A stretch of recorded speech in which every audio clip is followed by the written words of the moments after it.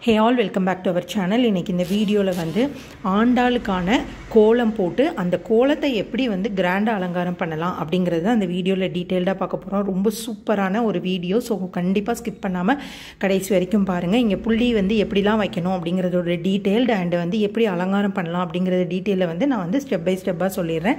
First இது வந்து 3 set of கோலம் போட்டாதான் அந்த ஆண்டாள் கோல அலங்காரம் வந்து கரெக்ட்டா வரும். அதுக்காக வந்து ஃபர்ஸ்ட் செட்டான அந்த நடுப்பாகத்து வந்து நான் 7 5 1 அந்த புள்ளி கணக்கில் வந்து போட்டிருக்கேன். இப்போ வந்து நான் போடுறது வந்து லோயர் லேயரில் இருக்கிற மாதிரி 2 7 புள்ளி 7 புள்ளியில் 2 லேயர் வச்சு அதை வந்து கனெக்ட் பண்ணிக்கலாம். அந்த நடுவில் உள்ள பாகத்தையும் கீழே உள்ளதையும் வந்து கனெக்ட் பண்ணுற மாதிரி 2 செட் ஆஃப் கோலத்துக்கான புள்ளிகள் வச்சாச்சு. இப்போ வந்து டாப் லேயரை வைக்க போகிறோம். அதில் என்னென்னு பார்த்தீங்கன்னா அந்த ஒரு புள்ளி இருக்கு இல்லையா, அதை கனெக்ட் பண்ணுற மாதிரி 3 5 அதுக்கப்புறம் மேலே 3 1 இந்த கணக்கில் தான் வந்து நம்ம வந்து புள்ளியை வந்து ஃபஸ்ட்டு வந்து கரெக்டாக நீங்கள் வச்சுக்கணும். புள்ளி வச்சா மட்டும்தான் இந்த கோலம் வந்து ரொம்ப அழகாக பார்க்குறதுக்கு இருக்கும், லட்சணமாகவும் இருக்கும். ஸோ அதுக்காக புள்ளியை வந்து முதல்ல கரெக்டாக அந்த மாதிரி செட் பண்ணிடுங்க.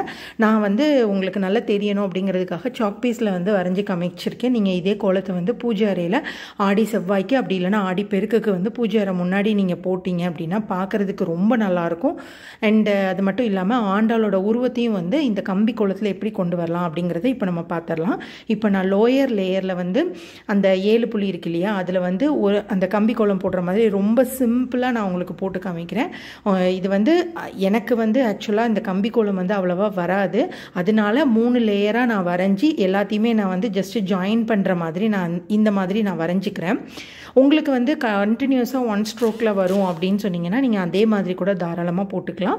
பட் அந்த கனெக்ஷன் வந்து இந்த மாதிரி தான் கனெக்ட் ஆகிற மாதிரி நான் வந்து கற்றுக்கிட்டதை வந்து உங்களுக்கு வந்து நான் அந்த மாதிரியே நான் வந்து எக்ஸ்பிளைன் பண்ணி சொல்லி காமிக்கிறேன். இப்போ லோயர் லேயரை போட்டு அந்த மேலே வந்து லைட்டாக அழிச்சிட்டு நான் ஃபஸ்ட்டு ரெடி பண்ணிக்கிட்டேன். அண்ட் மிடில் லேயரில் வந்து அந்த 2.2 வருஷ கம்பி கோலம் வந்து சின்னதாக போடுவாங்க இல்லையா, ஸோ அதை வந்து இதே மாதிரி பொறுமையாக நீங்கள் இந்த மாதிரி பார்த்து போட்டிங்க அப்படின்னா ஈஸியாக அது வந்து கனெக்ட் ஆகிரும். ஸோ நான் அந்த செகண்ட் லேயரையும் அந்த கீழே உள்ள லேயரையும் வந்து கீழே வந்து இதே மாதிரி நான் கனெக்ட் பண்ணிக்கிறேன். ஃபஸ்ட்டு செகண்ட் லேயர் போட்டு முடிச்சுட்டு அதை அழித்து ஜாயின் பண்ணிக்குவேன். அப்படி தான் எனக்கு பண்ண தெரிஞ்சது. அண்ட் இது முடிச்சுட்டு வந்து டாப் லேயரையும் வந்து போட்டுட்டு டாப் லேயர்லேயும் வந்து அம்பாலோட முகத்தையும் வந்து நம்ம வந்து அதில் வரைஞ்சிடலாம். பார்க்குறதுக்கு ரொம்ப லட்சணமாக இருக்கும். நீங்கள் கண்டிப்பாக ட்ரை பண்ணி பாருங்கள் இந்த கோலத்தை. இப்போ டாப் லேயர்லேயும் வந்து ஈஸியாக போடுற மாதிரி தான் அந்த பேசிக்காக 3.3 வருஷ கோலம்லாம் போடுவாங்கள்ல, அதே மாதிரி தான். ஸோ அவுட்டர் லேயரை இந்த மாதிரி வரைஞ்சிட்டு உள்ளே கனெக்ட் ஆகிறத வந்து கொஞ்சம் ஆரோ மாதிரி நீங்கள் வரைஞ்சிட்டிங்க அப்படின்னா அந்த ஆரோ வந்து அம்மனோட முகத்துக்கு வந்து போடுறதுக்கு அது பர்ஃபெக்டாக வந்து சூட் ஆகிரும். ஸோ அதுக்காக அந்த போடணும். கீழே வந்து நான் அந்த ஃபஸ்ட் லேயரும் செகண்ட் லேயரையும் நான் கரெக்டாக இந்த மாதிரி அதை ஜாயின் பண்ணிக்கிறேன். மேலேயும் அந்த சைடில் வந்து இப்படி 2 லேயராகவும் வந்து ஆரோ பண்ணிக்கோங்க. முடிச்சுட்டு இப்போ நம்ம அம்பாள் முகத்தை வந்து அந்த இடத்துல வரையலாம். இந்த கம்பி கோலத்தில் ஆண்டாளோட முகத்தையும் வரைஞ்சி அண்ட் ஆண்டாளுக்கு போடக்கூடிய மாலைக்கான அலங்காரத்தையும் நம்ம இதில் பண்ண போகிறோம். ரொம்ப சூப்பராக இருக்கும் பார்க்குறதுக்கு. ஸோ கண்டிப்பாக நீங்கள் வந்து ஸ்கிப் பண்ணாமல் பாருங்கள். இப்போ வந்து இதில் சர்க்கிள் ஷேப்பில் அம்மனோட முகத்தை முதல்ல வரைஞ்சிட்டு அதுக்கு மேலே வந்து நம்ம அம்பாலோட தலையில் முடி இருக்கும் இல்லையா, நம்ம அதை வந்து நம்ம வந்து இந்த இடத்துல வந்து ஃபஸ்ட்டு வரைஞ்சிக்கலாம். அப்புறம் சைடு கொண்டையும் அந்த மாதிரி வரைஞ்சிக்கலாம். அது முடித்ததுக்கப்புறம் ஆண்டாளுக்கு வந்து இந்த பொட்டு வைப்பாங்க இல்லையா, அந்த பொட்டையும் வரைஞ்சி நம்ம கலர் பொடி வச்சு மேட்சாக கலர் பண்ணி நம்ம வந்து ஃபஸ்ட்டு வந்து அலங்காரம் பண்ணிடலாம். நெத்திச்சூட்டியும் நான் இதில் வந்து அப்படியே லைட்டாக வரைஞ்சிருக்கிறேன்.